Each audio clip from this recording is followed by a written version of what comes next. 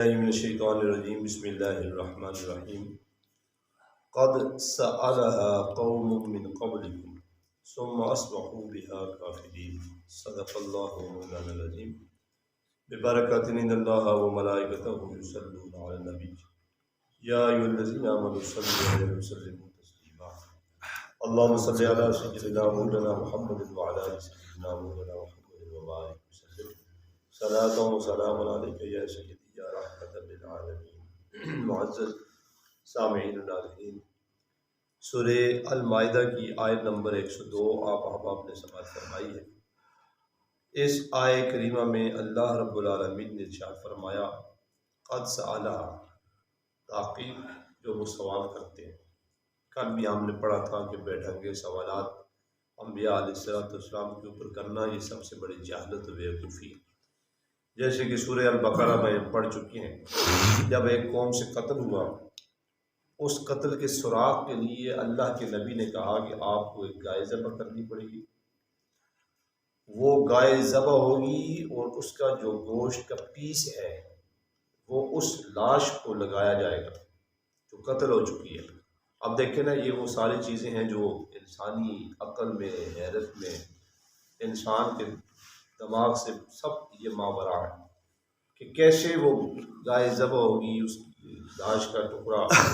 یعنی کہ اس کا پیس جو ہے وہ لاش کو لگایا جائے گا اور وہ خود اٹھ کے بتائے گی کہ مجھے فلاں شخص نے قتل کیا۔ اس سورہ بقرہ میں ہم ڈیٹیل وضاحت پڑھ چکے ہیں۔ جب حکم ہوا کہ گائے کو ذبح کیا جائے تو پھر اب انہوں نے آگے سے سوالات کی پوچھاڑ کر دی، کیسی ہونی چاہیے، رنگ کیسے ہونا چاہیے، وہ کس قسم کی ہو، وہ اس کی عمر کتنی ہونی چاہیے، یعنی کہ سارے 8-10 سوالات اوپر سے لے کے نیچے تک قرآن مجید کے الفاظ میں موجود ہیں۔ یعنی کہ حکم ہوا کہ یہ کام کرو۔ اب دیکھیں نا، حکم ہے زکوٰۃ ادا کرو،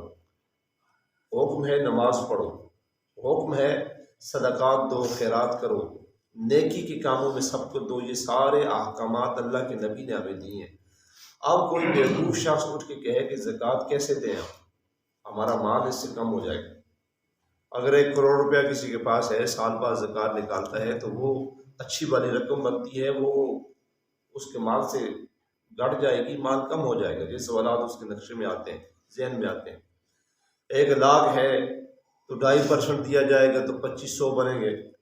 جس کے پاس جتنی رقم ہوگی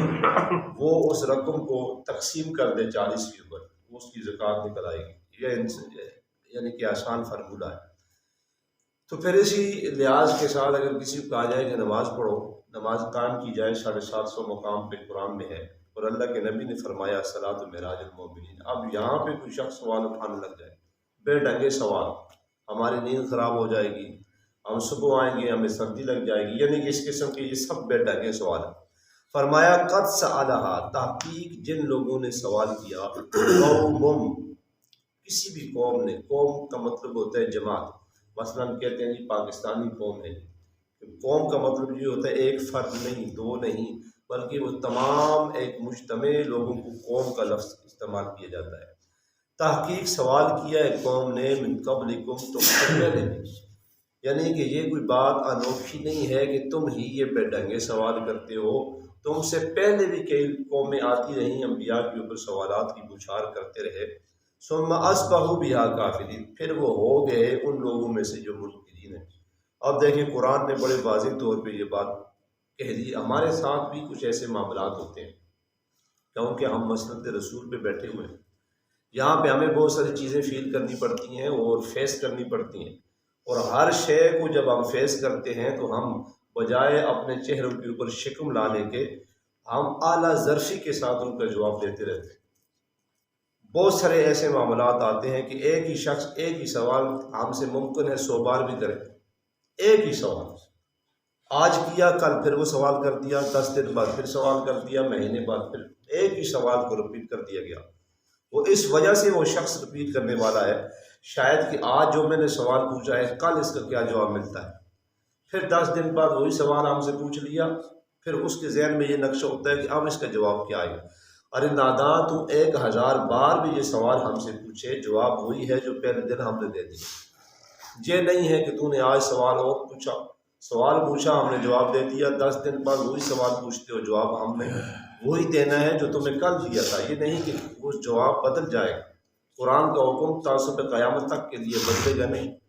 جو ایک بات آپ کو بتا دی گئی ہے وہ وہی ہوگی۔ ہم سے پوچھ لیں، 10 اور جا کے علماء سے پوچھ لیں،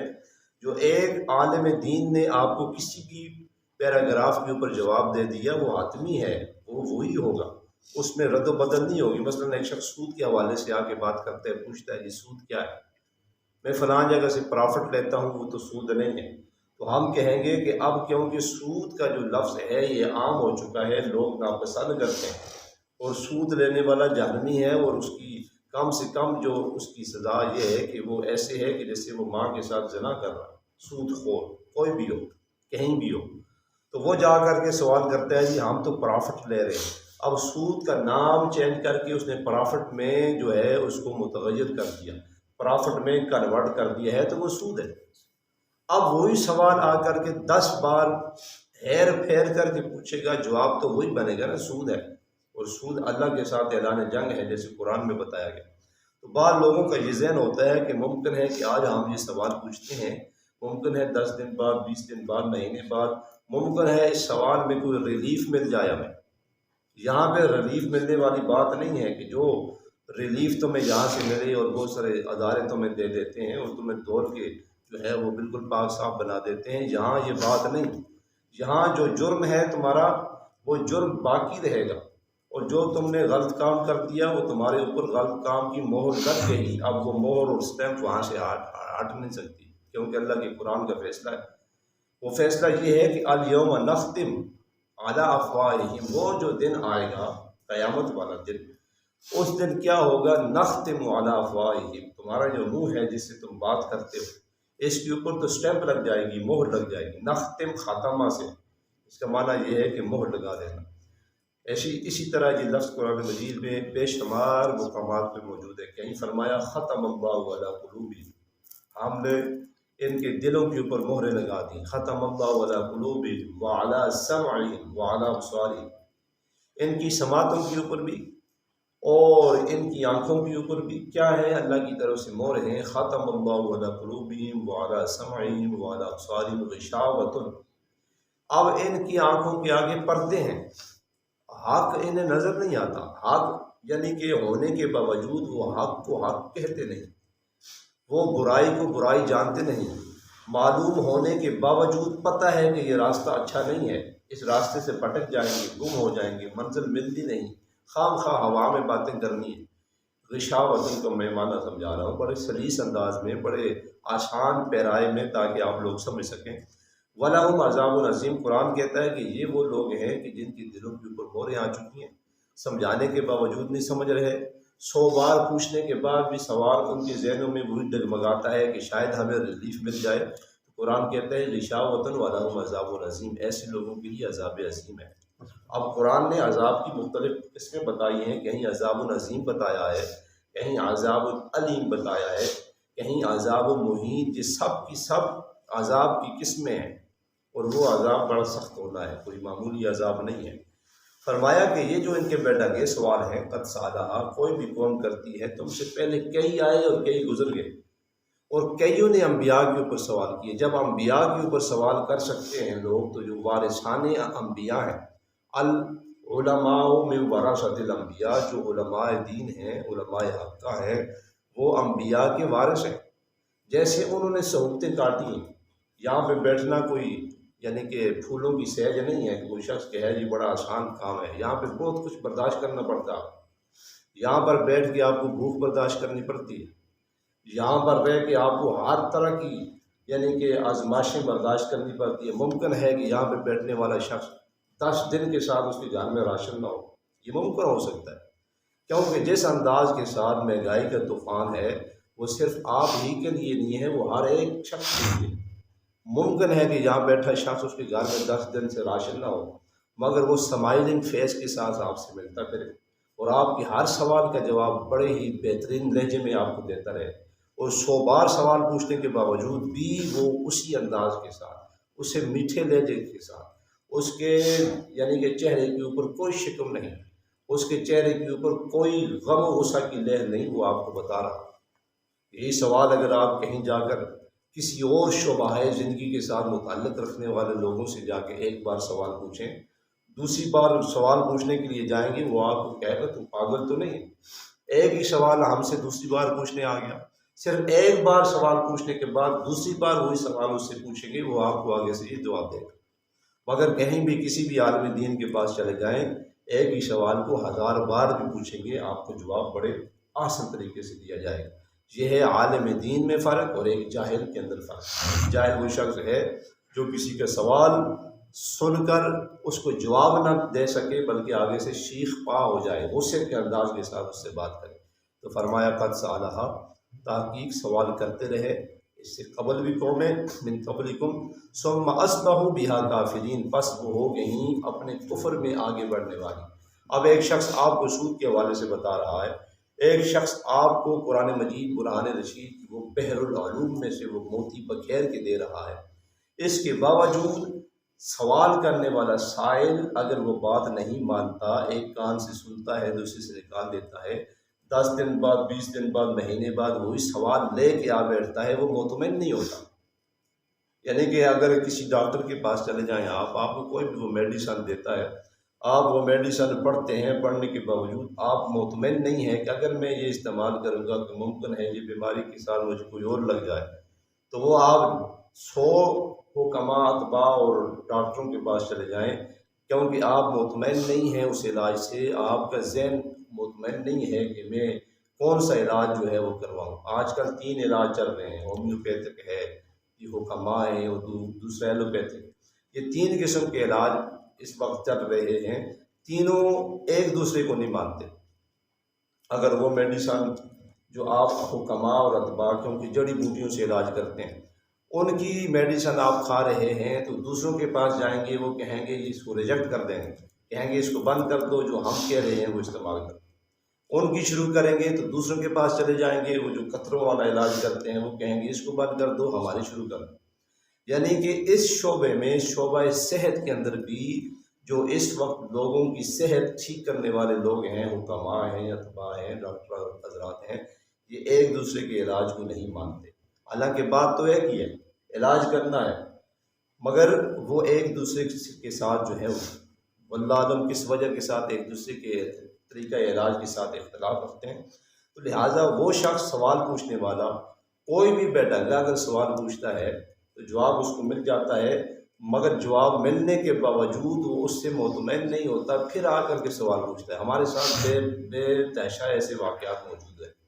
یعنی کہ یہ ایک دفعہ کی بات نہیں، ہم جب سے مصلی رسول پہ بیٹھے ہوئے ہیں ہم یہ سب باتیں فیس کر رہے ہیں۔ ایک ہی شخص ہے ممکن ہے 10 بار بے ڈنگا سوال پوچھ لے، پھر ہم اس کو جواب دے دیتے ہیں، پھر پوچھ لے پھر جواب دے دیتے ہیں، 1000 بار پوچھے پھر بھی جواب اس کو مل جاتا ہے، مگر اس کی تسلی کے لیے وہ یہ سوچتا ہوگا کہ ہر بار جواب یہی ملتا ہے۔ ارے ناداں، 1000 بار کیا، اس سے اوپر بار بھی تو پوچھے گا، جواب تو یہی آئے گا، کیونکہ جواب ہم نے قرآن سے دینا ہے یا مصطفیٰ کریم علیہ السلام کی لوحۂ مبارک سے نکلے ہوئے جو جملے ہیں ان کو مد نظر رکھ کے دینا ہے۔ کوئی ہم نے اپنی مرضی سے تو جواب دینا نہیں ہے، جب ہماری اپنی مرضی ہے نہیں، قرآن کے فہم سے جواب دینا ہے۔ 6666 قرآنی آیات ہمارے ذہن کے اندر ہوتی ہیں، ہماری نظروں کے آگے ہوتی ہیں۔ کوئی بھی شخص تم میں سے کوئی بھی سوال پوچھتا ہے، وہ سوال ہم نے قرآنی آیات کے ساتھ میچ کرنا ہے، دیکھنا ہے کہ کیا یہ سوال قرآنی آیات کے ساتھ میچ کر رہا ہے یا نہیں ہے۔ اگر کر رہا ہے تو وہاں سے اٹھا کر کے اس قرآنی آیت کو کوٹ کرنا ہے کہ فلاں صورت ہے، فلاں صورت کی آیت نمبر ہے اور یہ ریفرنس ہے، آپ خود بھی پڑھ لیں اور اس کو آپ مطمئن بھی ہو جائیں۔ آج کل تو جدید نظام ہے، اس کی پکچر بھی آپ بھیج سکتے ہیں، اس کا حوالہ بھیج سکتے ہیں، لکھ کے بتا سکتے ہیں۔ آج کا دور روشن دور ہے، آج کے اس روشن دور میں بھی اگر آپ تاریکیوں میں گم سم ہیں تو پھر آپ اپنی عقل کا علاج کروائیں، آپ کے پاس پھر عقل صحیح نہیں ہے۔ آج کے اس روشن دور میں بھی ریفرنس ہونے کے باوجود، حوالہ جات ہونے کے باوجود، ہر شے سامنے ہونے کے باوجود بھی اگر آپ ان سوالوں کا جواب بے ڈنگا کرتے ہیں اور اس سوال کو سمجھتے نہیں، بار بار وہی سوال اٹھاتے ہیں، تو پھر آپ نے اپنی عقل کا علاج کرانا ہے، کیونکہ ایک شے روشن ہو چکی ہے، سامنے آ چکی ہے، اب اس میں کوئی گنجائش باقی نہیں۔ اب قرآن کیا ہے؟ اللہ رب العالمین نے فرمایا الف لام میم ذالک الکتاب لا ریب فیہ ھدی للمتقین، یہ وہ کتاب ہے اس میں شک ہی نہیں۔ اب اللہ کے قرآن نے وہ نہیں کہا، وہ جو ہے وہ دور کے لیے استعمال کیا جاتا ہے، اور ذالکہ کا لفظ ہے قریب کے لیے استعمال کیا جاتا ہے۔ یہ ڈیسک ہے، یہ فرش ہے، یہ ہیٹر ہے، اس کا معنی یہ کہ یہ قریب ہے، دور نہیں ہے۔ فرمایا کہ ذالک الکتاب، یہ جو کتاب ہے، کتاب دور نہیں ہے، کتاب آپ کے پاس ہے، مگر معنی یہ ہے کہ آپ نے اس سے کیا لیا ہے۔ اتنے برس ہو چکے، اتنے سال گزر چکے، آپ کی آدھی زندگی گزر چکی، آپ نے اس کتاب سے کیا سیکھا ہے۔ فرمایا کہ ذالک الکتاب، یہ جو کتاب ہے، الکتاب کہا، صرف کتاب بھی نہیں کہا۔ عربی کا قاعدہ قانون ہے،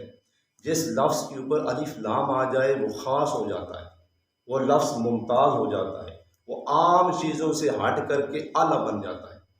ویسے کتابیں تو بہت ہیں دنیا میں، ہر ایک شخص کے گھر میں پڑھی ہوئی ہیں، مگر جب الکتاب آ جائے، النبی آ جائے، الرسول آ جائے، کسی بھی چیز کے اوپر الف لام آ جائے وہ معرف بن جاتا ہے، یعنی کہ وہ عام چیزوں سے نکل کر خاص ہو جاتا ہے۔ فرمایا کہ الکتاب، یہ جو کتاب ہے، لا ریب فیہ، اس میں تو شک کی گنجائش ہی نہیں، کسی ایک لفظ میں، کسی ایک حرف میں، کسی ایک آیت میں، کہیں بھی الحمد کی الف سے والناس کی سین تک، اس میں تو شک ہی نہیں۔ اب قرآن نے شروع میں یہ بات ختم کر دی، بتا دی کہ لوگوں کے ذہنوں میں ہر طرح کا سوال آتا ہے، اور ہر سوال کا جواب قرآن میں ہے۔ جب ہر سوال کا جواب قرآن میں آ گیا، اس قرآن نے آپ کو بتا دیا، تو لا ریب فیہ، اب تو اس میں شک کی گنجائش ہی باقی نہیں ہے۔ آپ کو پکی بات قرآن بتا رہا ہے کہ یہ بات پکی ہے، کچی بات نہیں ہے۔ ھدی للمتقین، اور قرآن ہدایت ہی ان لوگوں کو دیتا ہے جو متقی ہیں۔ متقی کا معنی یہ ہے کہ جن کے دلوں میں اللہ کا خوف ہے، جن کے دلوں میں اللہ کا ڈر ہے، قدم بقدم جب قدم اٹھاتے ہیں، اگلا قدم رکھتے ہیں، ان کے دلوں میں یہ خوف آتا ہے کہ کہیں مجھ سے یہ قدم غلط قدم تو نہیں اٹھ گیا۔ ہمارے ہاں یہ ہے کہ لوگ اگر تھوڑا سا غور و فکر کریں، تھوڑا سا تدبر کریں، یہ تھوڑی سی مختصر زندگی ہے، روٹیاں دو ہی کھانی ہوتی ہیں، وہ بھی جس کو نصیب ہوتی ہیں، یعنی کہ وہ بیمار لوگ ہوتے ہیں بعض، جن کو شوگر ہو جائے تو ان کو روٹی بھی منع کر دی جاتی ہے، آپ روٹی نہیں کھائیں جی، آپ ڈائٹ پہ ہیں، یہ غذائیں کھاتے رہیں۔ تو لہٰذا اگر روٹیاں دو ہی کھانی ہیں، وہ اگر حلال طریقے سے کما کے کھائیں گے، وہ احسن ہوگا آپ کے لیے بھی، آپ کی نسلوں کے لیے بھی، اور وہ آپ ہی کے لیے سود مند رہے گا۔ اگر آپ اس کی فکر میں حلال کو حلال نہیں کہیں گے، حرام کو حرام نہیں سمجھیں گے، فرمایا کہ الحلال بین و حرام بین، یہ ساری چیزیں اگر آپ دیکھیں گے نہیں، ایک جانوروں کی طرح اپنی زندگی بسر کریں گے، تو انسان اور جانور میں کیا فرق رہا۔ قرآن مجید نے اس ساری ڈیٹیل وضاحت کی ہے۔ اللہ رب العالمین قرآن فہم عطا فرمائے، قرآن مجید کو سمجھنے کی توفیق عطا فرمائے، اور اللہ ہمیں اپنی اصلاح کی توفیق عطا فرمائے تاکہ ہم اپنی اصلاحات کر سکیں۔